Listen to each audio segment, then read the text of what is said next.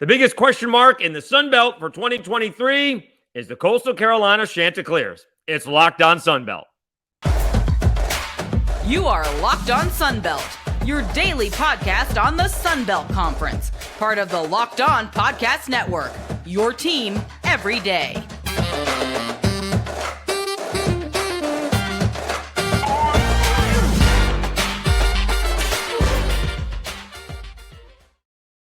All right, welcome back to another edition of Locked On Sunbelt, your team every day. I am your host, Dave Schultz.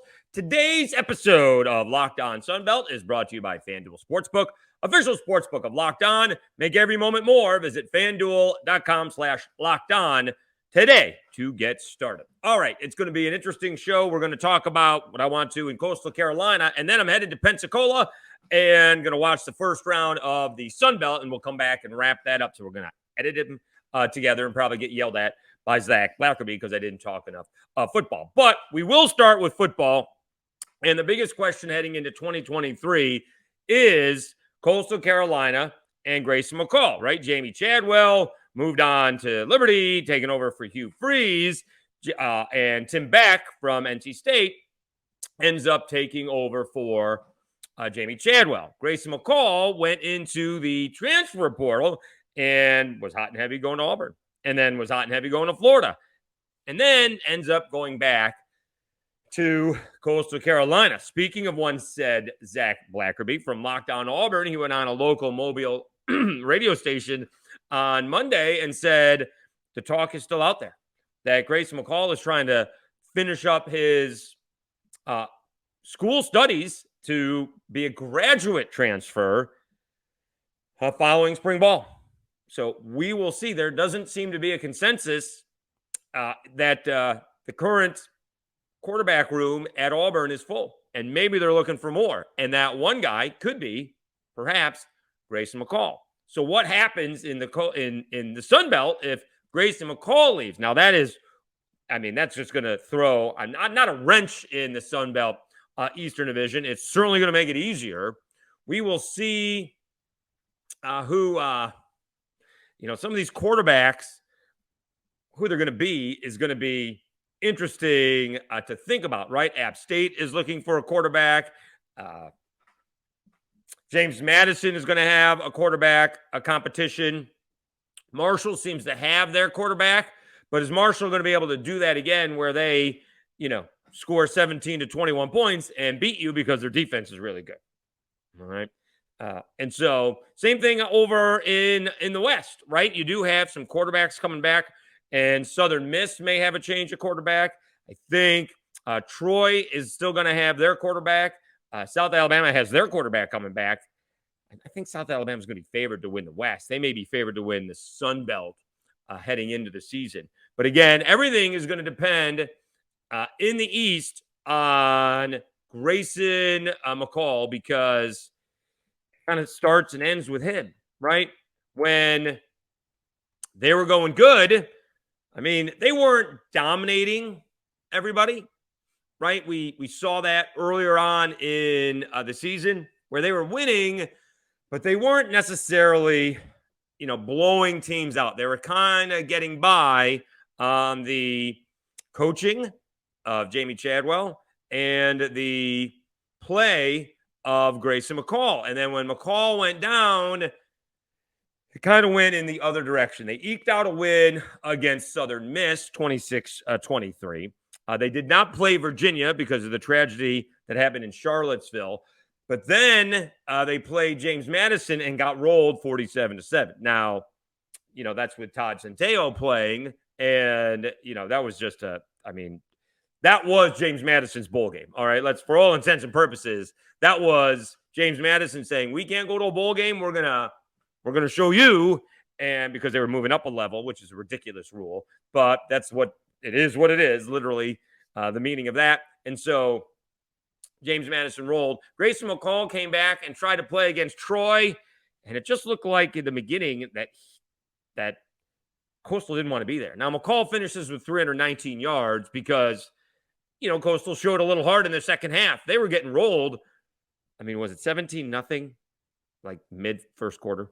It was one team wanted to be there and one team Did not. It was 17-0. Let's see here, with a 4:09 to go in the first quarter. 17-0 Troy. At half, do we have a half? It was 31-7 at half. So for all intents and purposes, it was over at halftime. And so I give Coastal some credit for coming out and, again, showing a little heart. Troy playing the backups, didn't score at all in the second half, or in the fourth quarter, I should say. But the game was well in hand, and Troy had this phenomenal season, right? 11-2 overall, losing the first game to Ole Miss.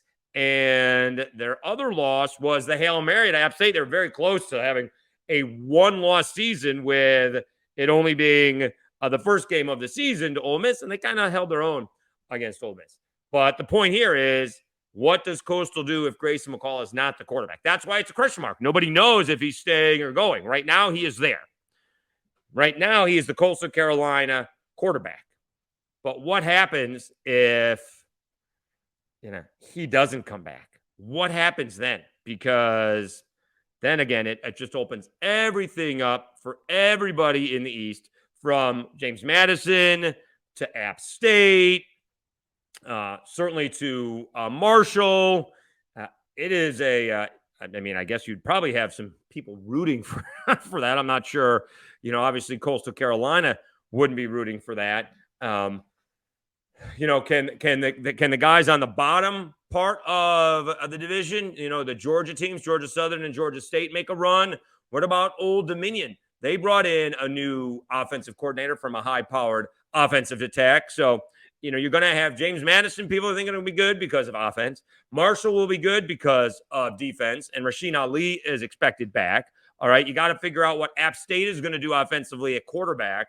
And then, where does Coastal Carolina fit in there? All right. Not sure how well liked. Coastal's been a lot of fun to watch, and that offense that they were doing, the RPO with the triple option was really hard to stop when it was working effectively. And McCall doesn't turn the ball over, right? He's really explosive and efficient all at the same time. And they were cocky, right? They were good, a few years ago when, COVID saved them. If you want to say that, to give them the Sun Belt Championship, I'm sure they would say otherwise. But people in Lafayette still are a little bit bitter about that. And they've been good. So, and they come off a little cocky, which if you're in, playing football in Myrtle Beach, it's pretty cool. And you can imagine that. And they've been good, right? And they weren't very good, for a few years.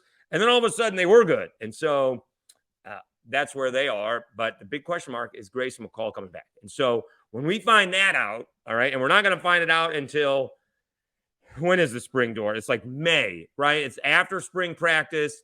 And there's that window to go back in, right? You don't have to come out at a certain time, but if you're going in, and if Grayson McCall goes back into the portal, I would be shocked if he's back into Coastal Carolina.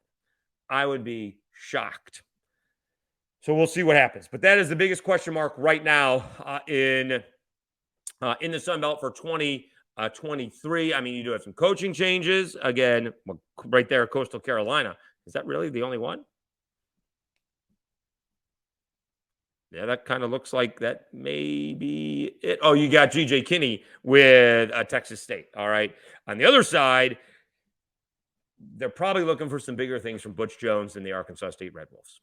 That has not gone as planned. And they probably need to do a little bit better than 3-9 overall and 1-7.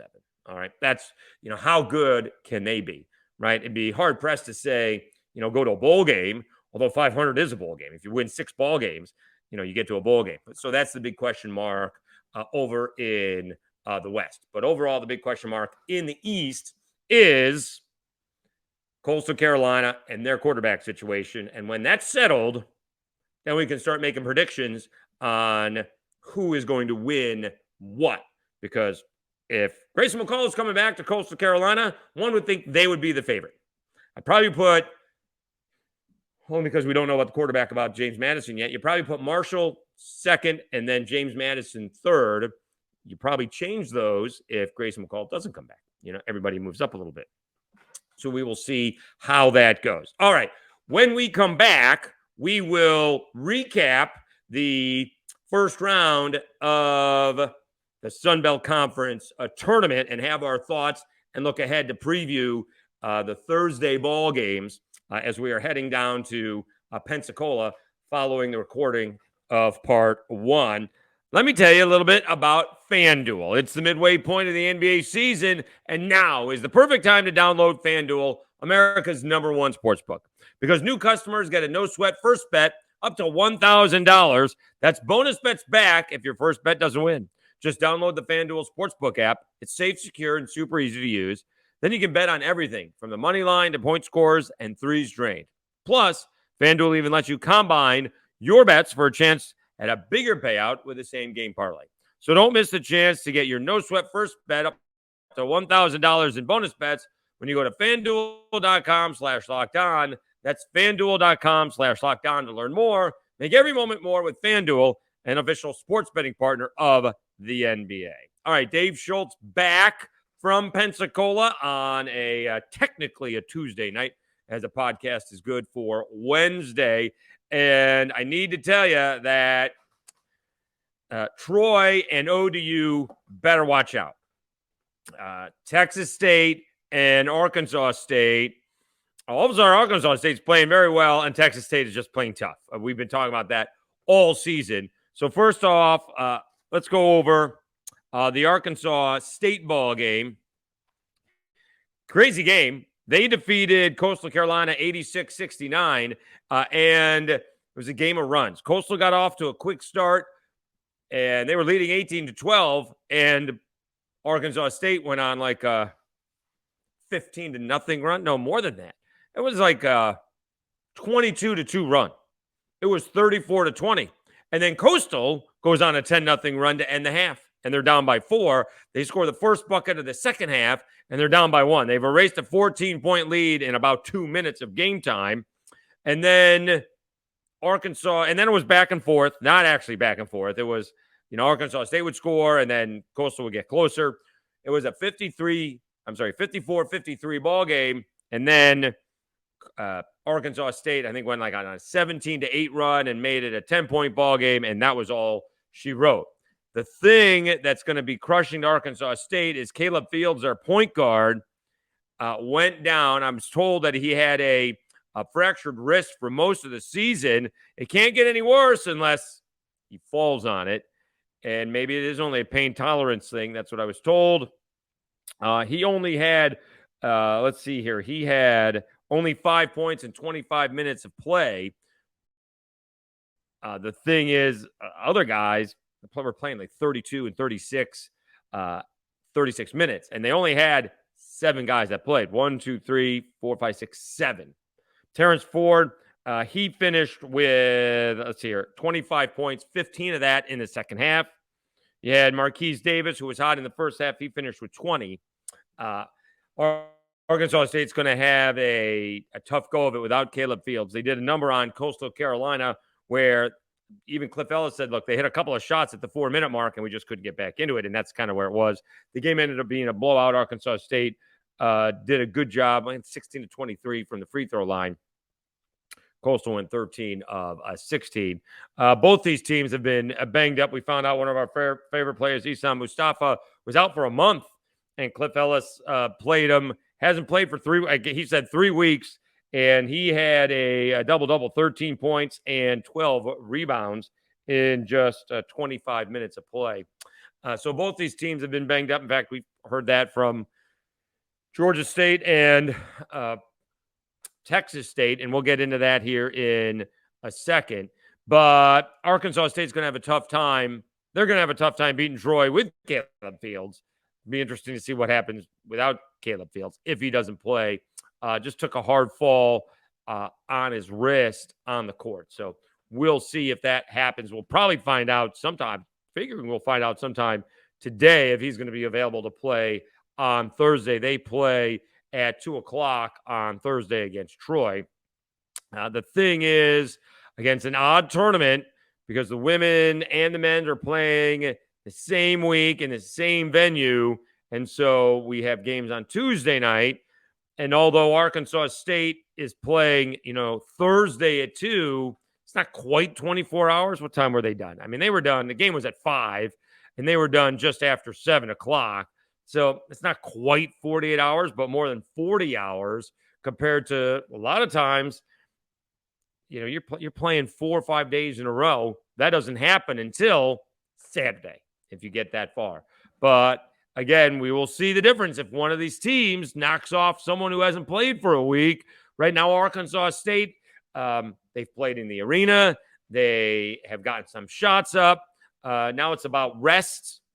I don't know about relaxation, but they get a chance to rest and confident that they have played well. They hit a bunch of three-pointers. They were really hot from 3, and that could be the difference in some of these games. They were 14 of 25 from three-point land. I mean, goodness, it's tough to beat a team when they're shooting 56% from 3. So if you're Troy, beware, because Arkansas State's coming in hot. We'll see if Caleb Fields is able to go, but it was Marquise Davis who carried them in the first half, and then it was Terrence Ford Jr.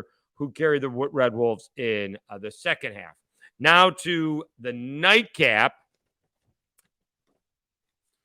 and we'll get to that here after these messages. Want to, again, thank you. The podcast is continuing to grow, maybe because we are doing a little bit more of football there. Are you happy now, Zach? Are you happy? But it's fun to watch it grow. I know a lot of these other Locked On channels are doing better than ours, but trying to figure it out, and we've hit on a couple of good videos. So we'll continue to do football as it comes along, and obviously spring football is coming up. So again, please subscribe, and if you see it on Facebook and in Twitter, please like and retweet or share the link to the podcast. It is a big help. Okay. Georgia State and Texas State. Georgia State's had all kinds of issues. It's very young, inexperienced, a lot of turnover from the championship team. They were the defending champs. Technically, I guess, are the defending champs. Texas State, just all kinds of, they had some injury issues as well, but they are really annoying to play. We've said it throughout the season. They don't look to score before 10 seconds left on the shot clock. So you're playing 20 seconds of defense, not really knowing that they're not going to the hoop. It's going to be interesting to see on how someone would play that. I think one time they tried to double the ball, but there was no rotation, so that ended up being an open layup. Or there was a miscommunication on the double team. But I would probably, you get down to that 5-6 seconds area, I'm going to double the ball and see if they find the open guy, see if they make the right pass. Now you got to be, and then don't overreact to one missed rotation. Keep on doing it a couple of times. Now you can't let them reel off 8 straight layups in a row, but 8 straight points in a row, 4 straight layups. But I would do something differently in the last 10 seconds of the defense of their possession, because it's just a real tough time playing good defense for 25 to 29 seconds only to see Texas State hit shots right at the buzzer, at the shot clock buzzer. But Texas State does hang on to defeat Georgia State 81-76. Texas State gets ODU.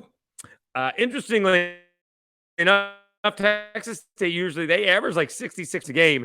They got 81. Now, a bunch of fouls were called in this ballgame. At one point in time, it was at 47. It finished up at 47 fouls that were called.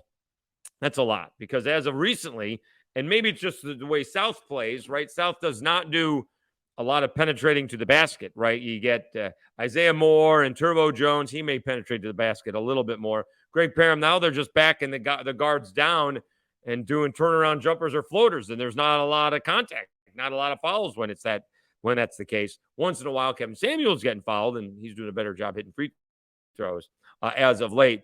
But a lot of these games are not real physical, where the games, or at least not where the fouls are getting called. A lot of them are all of a sudden there's like 4 fouls in the first half, and South Alabama's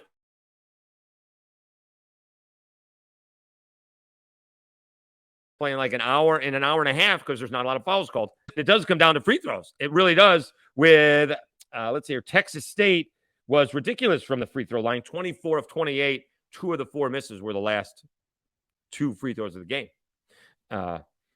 Crazy. And also, I would tell you, Georgia State hit a bunch of good free throws. They were 22 of 28, but all 6 misses were in the second half. They were only 9 of 15 from the free throw line. In the second half, they lost by 5. 5. Again, I'm not one of those guys, boy. If you hit all your free throws, I don't expect to hit all of the free throws. But if you hit, they missed 6. If you hit 3 of them, now it's a couple of possession game. So that's where you see the difference of them. Or I guess if you hit 3 of them, it's a 1 possession game. If I could do my math. My understanding is there would be no math. Again, let's see here. All 5 Texas State starters were in double figures. Morgan had 14, Martin 13, Mason had 15, Harrell had 13, and Drew Dinnan had 16.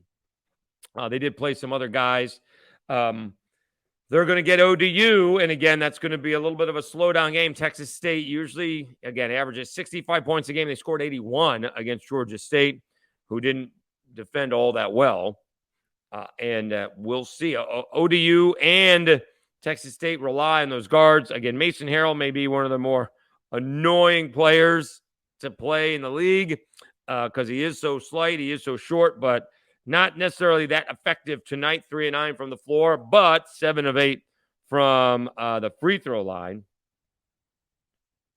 And that was the difference in the ball game for Georgia State. Colin Moore, he finished with 25 points. He also had a good night at the free throw line, 11 and 12. All right, so coming away from night 1 of the Sun Belt Conference tournament, if you are Troy, careful about Arkansas State. All of a sudden, they've won 3 out of 4. Like they've won more in the last 2 weeks in the Sun Belt than they have in the previous 2 months. And not that you need to tell ODU about Texas State. I guess ODU beat them on a last-second shot. Texas State's just tough to beat. They are tough to beat. South Alabama should have won by 15 to 20. I think they won by double digits, but Texas State wouldn't go away about a week ago, and they're a tough team to beat. And you can't relax against Texas State. You can get up by 10 or 12, blink, it's a 6-point game. In that game, South Alabama, if South Alabama doesn't hit their free throws against Texas State probably wins that ball game. So they're